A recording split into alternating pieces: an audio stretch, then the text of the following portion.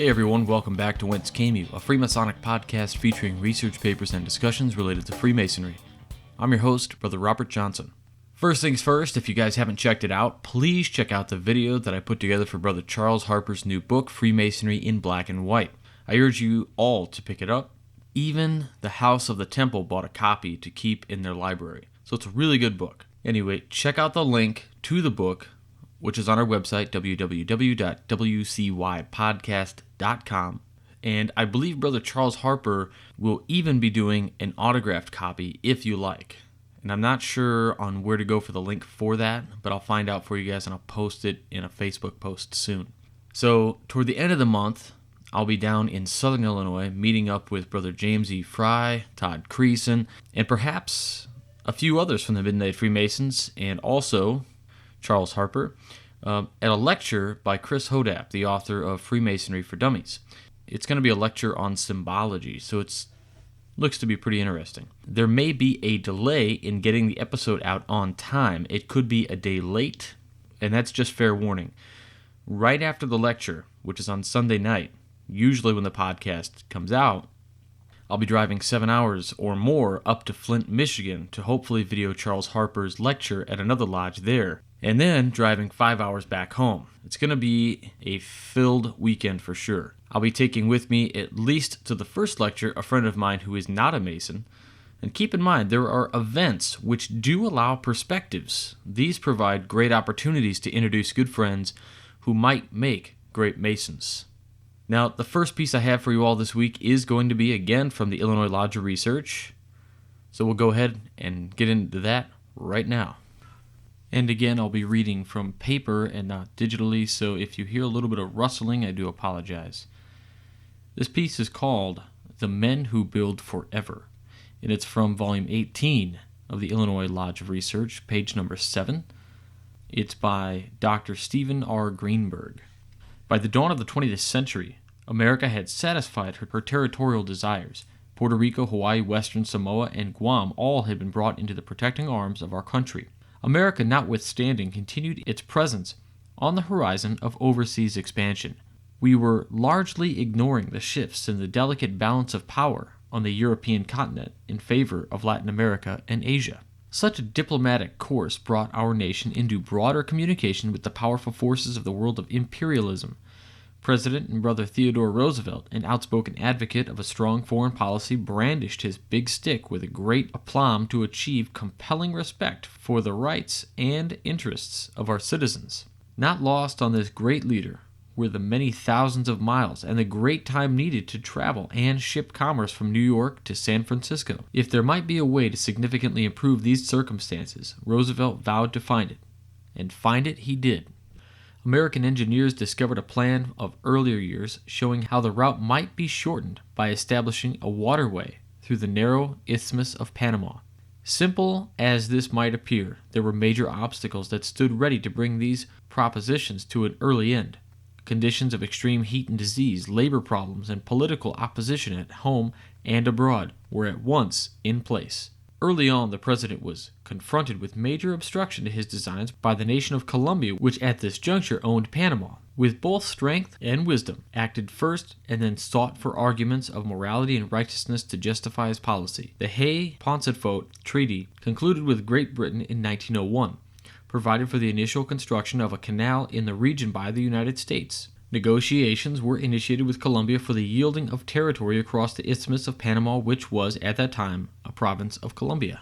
In March of 1903, a pact was concluded, ceding a 6-mile-wide strip of land recognized as the Canal Zone to the United States for the payment of $10 million and annuity of $250,000. This treaty, however, was negated by the Colombian Senate. As only he could, Theodore Roosevelt exploded, calling the Colombians contemptible little creatures, jackrabbits, and homicidal corruptionists. It was no more possible to reach an agreement with them, he declared, than to nail currant jelly to a wall. At the beginning of November of 1903, a revolution broke out in Panama. An American warship happened at this opportune moment to be in the Atlantic port of Colon, the basis of an old treaty granting the United States the right to control communications across the isthmus. An American naval commander denied transit to the Colombian troops seeking to cross Panama in order to quell the revolt. The patriotic forces of this tiny country were soon able to establish their independence. The new Republic of Panama was quickly recognized by Washington. On November 18, 1903, a treaty was signed granting to America the same terms which previously had been refused by Colombia. Theodore Roosevelt now had his big ditch.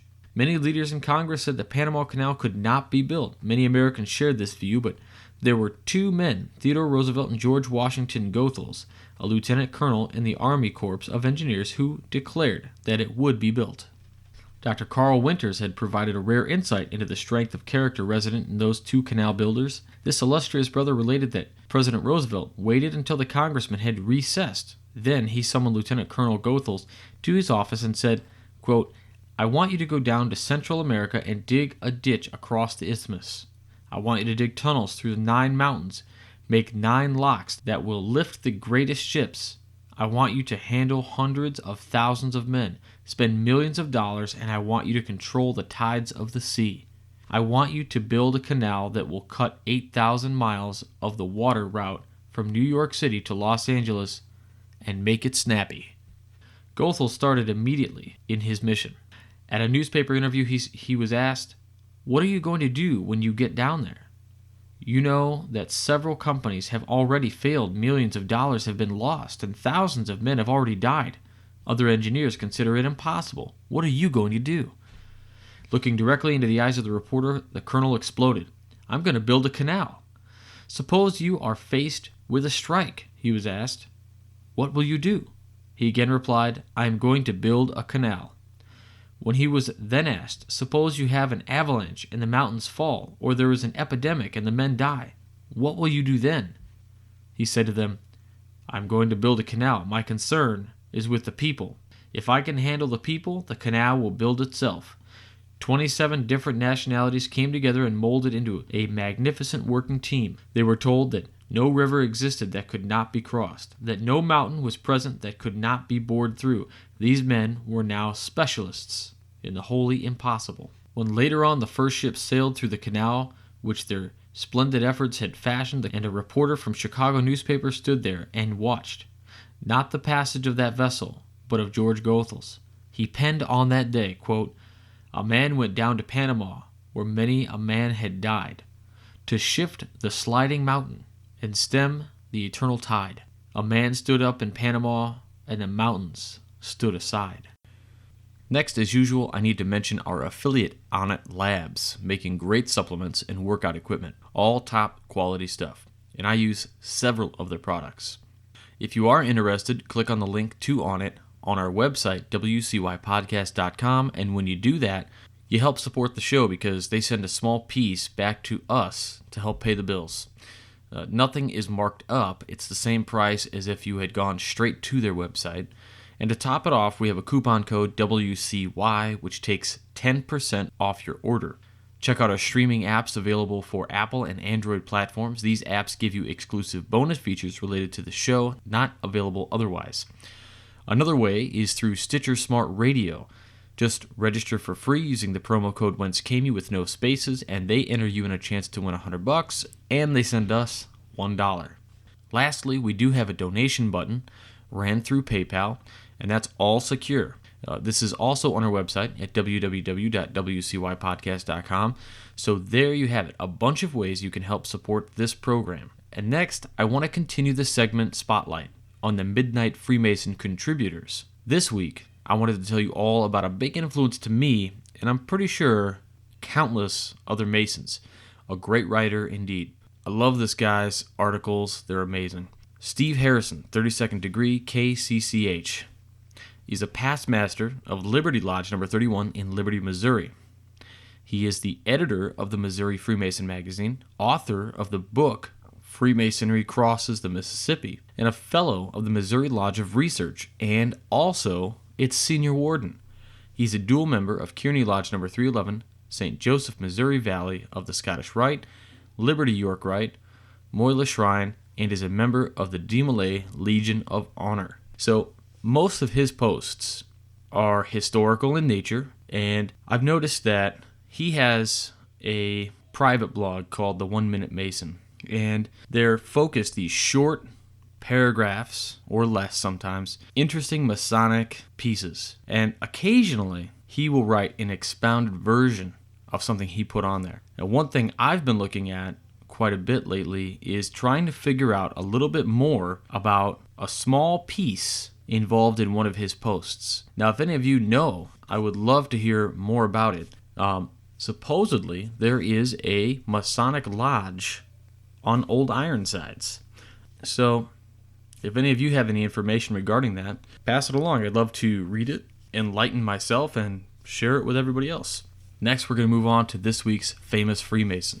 Johann Eberhard Faber was born on December 6, 1822 in the village of Stein, near the city of Nuremberg, Germany. His father, George Leonard Faber, was a descendant of a famous Faber family, one of the ancient lineage in Bavaria engaged in the profession of manufacturing lead pencils. He did his primary schooling at Volksschule and then enrolled to study law at the University of Heidelberg, but he left his studies midway to pursue a career in commerce in America. He moved to the United States in 1848 and in 1849 opened a stationery store at North 133rd William Street, New York City. The store was later moved to Broadway in 1877. In 1852, he started to export red cedar logs to the Faber pencil factories in Stein, having realized that the red cedar available in America was ideal for lead pencils. In 1861, he opened the first lead pencil factory along the East River between 41st and 43rd Streets, New York City. He dropped his Christian name, and hence the factory was established under the name of Eberhard Faber. Where his building first stood at 41st and 43rd, now sits the United Nations building. The Faber brand is now Faber-Castell, which was eventually rolled into what is now the Papermate Company. Eberhard Faber died on March 2, 1879, in New York City. He was a member of Walworth Lodge number 271 in New York City. All right, that's it for this week. Please remember to find us on Facebook and follow on Twitter at Whence. Don't forget about our podcast partners, Juan Sepulveda of The Winding Stairs and Rob Lewis at the Far From Centered podcast. Be sure to follow those guys on Twitter and rate their shows in iTunes. Speaking of ratings, we have some great ratings, but please go ahead and, if you haven't done so, give us a rating as well. Check out Brother Harper's book, Freemasonry in Black and White. Check out the video I did for that and share it with your friends. And thank you guys so much for all of your support for this show. The likes, the follows on Facebook and Twitter. You guys are the reason I do this show. I love doing it, and I love all you guys for listening and sharing. This is all for you guys, brothers and fellows, and yes, even you fellows who are interested in joining but haven't yet. Take care, everybody. Stay on the level, and for Whence Came You, I'm Robert Johnson.